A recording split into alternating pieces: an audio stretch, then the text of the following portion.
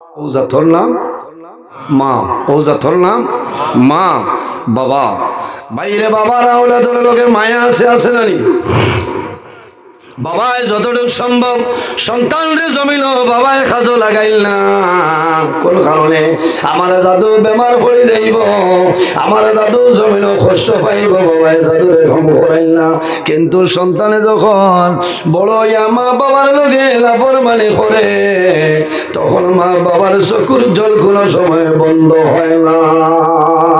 আল্লাহর হাবিব আলাইহিস সালাতু ওয়াস সালাম একদিন মদিনা শরীফের রাস্তা বাইর বাইর হইয়া সাহাবায়ে কেরাম লগে আল্লাহর হাবিব আলাইহিস সালামের সমস্ত মুর্দেগানোর জন্য জিয়ারত করে।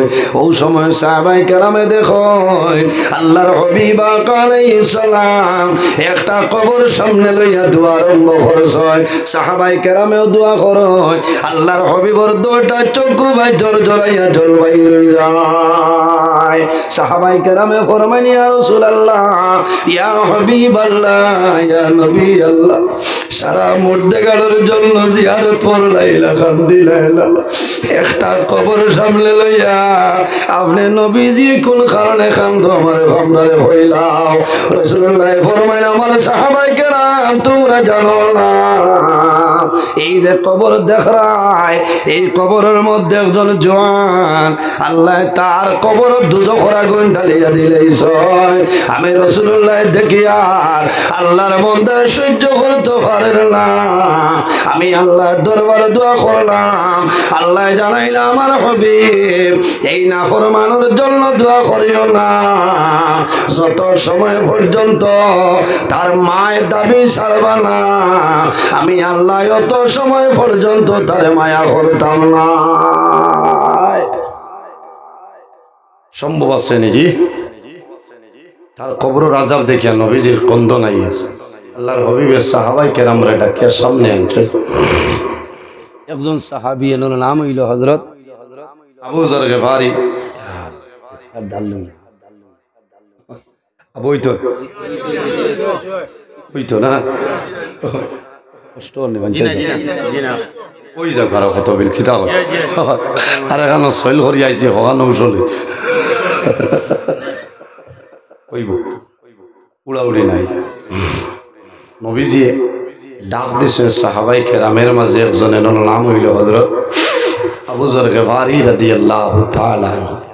কইছেন, আবু যর গফারি, ও যে মহল্লা দেখরায় তুমি যাও, গিয়া হইও এই কবরস্থান অত নম্বর কবর খার মধ্যে গান যদি কোনো আত্মীয় স্বজন হও তাহলে আমার কাছে তুমি লইয়া। আচ্ছা, ইনো কবরস্থান আছে না?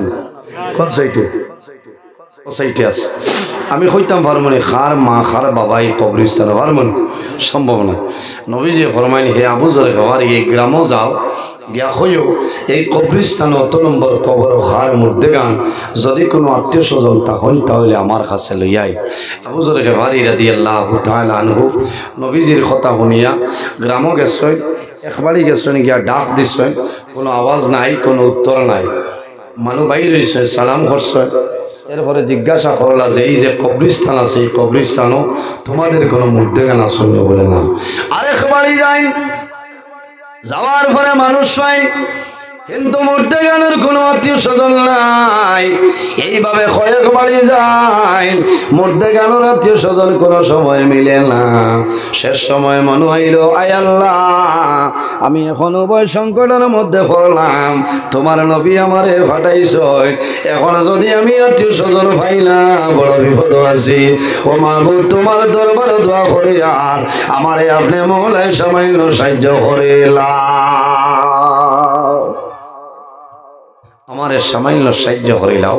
লম্বা ঘটনা আমি সংক্ষেপে জমাইয়া লাস্ট একবারই আবু যর গফারি রাদিয়াল্লাহু তাআলা আনহু গেছেন, গিয়া ডাক দিছেন। বোঝা যায় এই বাড়িতে মানুষ আছে নইলে আওয়াজ নাই। আমার বুজুর্গ হযরত আবু যর গফারি রাদিয়াল্লাহু তাআলা আনহু বাড়িতে ঢুকেন, ডাক দিয়েছেন, বোঝা যায় মানুষ আছেন কিন্তু আওয়াজ নাই। ডাক দিয়েছেন, বোঝা যায় মানুষ আছেন, আওয়াজ নাই।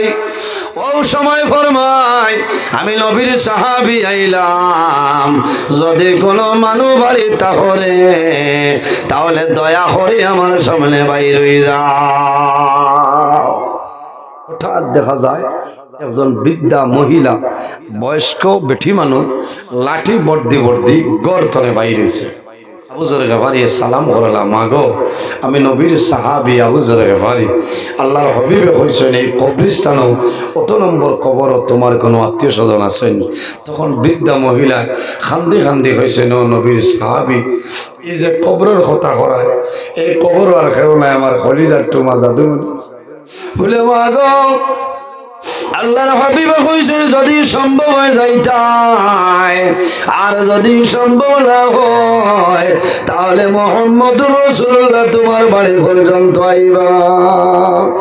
সেই বৃদ্ধা মহিলায় ফরমাইল, নবীর সাহাবী আল্লাহর হাবিবে খবর পাঠাইছ, আমি যাইম, যদি হুকুম মানি না তাহলে বেয়াদবি হইব, তুমি আগে যাও, আমি তোমার পিছনে পিছনে আইতেছি। হযরতে আবু যর গফারি ফরমাইল, আমি দেখলাম এই বৃদ্ধা মহিলা সামান্য অগ্রসর হয়, লাঠি বর্দি বর্দি অগ্রসর হয়, সামান্য পরে জমিন বইনে রেস্ট লয়, কোন কারণে ফাও বালা নাই, এইভাবে কষ্ট করে করে নবীজির সামনে গেছে। আল্লাহর হাবিবে ফরমাইল, মাগো এই যে কবর দেখায়, এই কবর তোমার কোনো আত্মীয় স্বজন আসেননি? ইয়া রাসূলুল্লাহ, যে কবরের কথা করায় এই কবর আর কেউ নাই, আমার কলিজার টুমা জাদুমণি সেই কবরে ঘুমাইছ। রাসূলুল্লাহ ফরমাইল, মাগো তোমার জাদুর উপর কোনো দাবি আছে নি? বলে নাই। আবার সেই দাবি আসেনি? ভুলে যাই না। আবার রাসূলুল্লাহ ফরমাইল, কোন দাবি আসেনি না? রাসূলুল্লাহ ফরমাইল, মাগো যদি তোমার কোনো দাবি নাই তাহলে কোন কারণে আল্লাহ তোমার জাদুর কবর দুজখরা গুণ আল্লাহ ডালিয়া দিলাইলা? ও সময় বৃদ্ধা মহিলা কইছেন, ইয়া রাসূলুল্লাহ আমার কোনো দাবি নাই, একটা দাবি আছে, এই দাবি আমি ছাড়ব না। বলে কোন দাবি? বলে, ইয়া রাসূলুল্লাহ আমার ছেলের লগে আমার এত মায়া, আর আমার ছেলের আমার লগে এত মায়া, আমি না খাইলে আমার ছেলে খাইছে না, আমার ছেলে না খাইলে আমি মা খাইছি না, ওলা জীবন গেছে। যেদিন আমার ছেলের বিবাহ দিলাম, কয়েকদিন পরে তার বিবির কথা শুনিয়া আমার জাদুই আমার বড় জুলুম অত্যাচার করে। ইয়া রাসূলুল্লাহ কয়েকদিন পরে আমার ছেলে আমার লোকে জমিন জুলুম অত্যাচার করেন, আমার মারামারি করেন, জমিন কোন মানুষের সামনে প্রকাশ করেছিল না। ইয়া রাসূলুল্লাহ আর একদিনের ঘটনা হইল, আমার জাদু যখন হাজতে আইছ, আমার জাদুর বিবি খাল মন্ত্র দে, আমার জাদু গুসা হালতে আমার লগে ঝগড়া করিয়া আমার চুল দইয়া টান মারিয়া নিয়ে উঠানো ফেলাইছ। ইয়া রাসূলুল্লাহ আমার জাদু নিয়ে আমারে ওলা মায়ের মারছ, যে মারির কারণে আমার হাঁটুর গিলা পর্যন্ত জমিন বাইর হয়ে যায়। ইয়া রাসূলুল্লাহ আমার জাদুমণি আমার শরীর মারছ, আমার শরীর তলে জোরে জড়াইয়া রক্ত বাইর হয়েছে।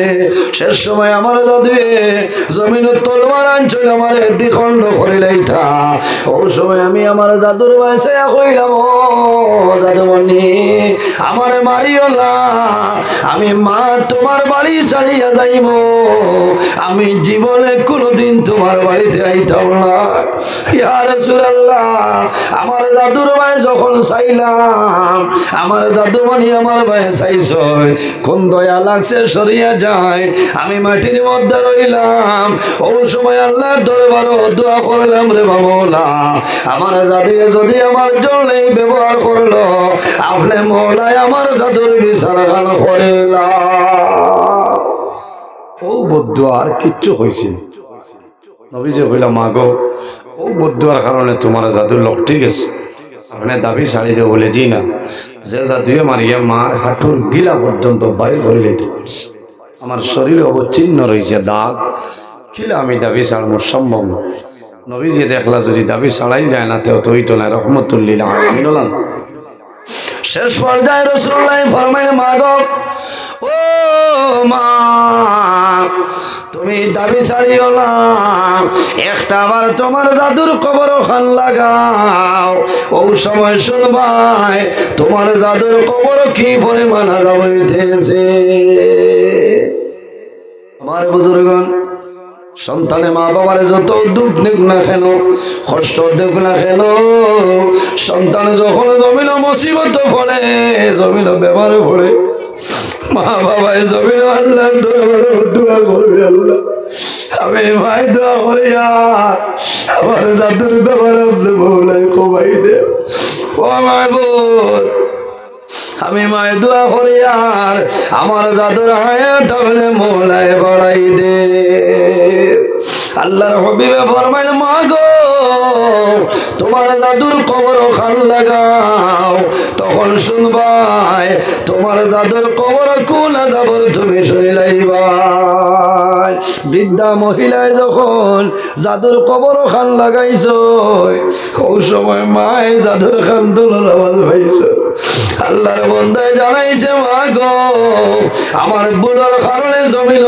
বদুয়া দিস নাই আল্লাহ আমার কবর দুজোড়া ঘন্টা লিলাইছ তোমার জাদুর জন্য দোয়া করো আল্লাহ তোমার জাদুর কবর সময় আসান দিলাইতা আল্লাহর বান্দে খান লাগাইছ জাদুমণির কান্দনের আওয়াজ যখন মায়ে শুনছ আল্লাহর বান্দে মাথা তুলয় আল্লাহর হাবিবের কাছে নিবেদন করেন ইয়া রাসূলুল্লাহ আর দেরি করিও না আমার জাদু বানিয়ে জানতে পারেন না আমার জাদুর কবর আল্লাহ দুজোড়া ঘন্টা লিয়ে দিলেছে ইয়া রাসূলুল্লাহ আমার জাদুমণির জন্য দোয়া করো আল্লাহ যাতে আমার জাদুর কবর তলে দুজোড়া গুণ আল্লাহ সরাইতা আল্লাহর হাবিবা আলাইহিস সালামে হাত তুলিয়া দোয়া করেন ও সময় মহিলায় ফরমাইল আমিন আমিন আল্লাহ লগে লগে এই বান্দার কবর তুলে দুজোড়া গুণ আল্লাহ সরাইলাই সুবহানাল্লাহ এর নাম মা এবং বাবা এর কারণে বাইরে জোয়ান যত মা বাবার ভুল করেন না কেন আওলাদের কাছে মা বাবার কোনো ভুল নাই আসেনি কোনো ভুল নাই আবু হুরায়রা রাদিয়াল্লাহু তাআলা আনহু গোপনে গোপনে নবীর কলিমা পড়িয়া মুসলমান হয়ে গেছে তখন আবু হুরায়রার মা ইমানদার নাই মুসলমান নাই খবরে প্রকাশ পাইছে মায় যে আমার ছেলে মুহাম্মদের কলিমা পড়িয়া মুসলমান হয়ে গেছে তখন মায় প্রতিজ্ঞা করছেন আমার ছেলেরে আমি মারা লাগবো মুহাম্মদের কলিমা কোন কারণে পড়ল একদিন আবু হুরায়রা রাদিয়াল্লাহু তাআলা আনহু নবীজির খেদমতে যাওয়ার সময় দেরি হয়ে গেছে বাড়িতে গেছে মায় জিজ্ঞাসা করছেন খানো আসলাই বলে মা গো আমি পৃথিবীর মধ্যে মহামানব পৃথিবীর মাঝে এমন এক ব্যক্তি যার কারণে আল্লাহ আসমান জমিন তাম জাহান আল্লাহ পয়দা করছে ও নবীর কাছে আমি গেছিলাম বলে খেনে গেলায়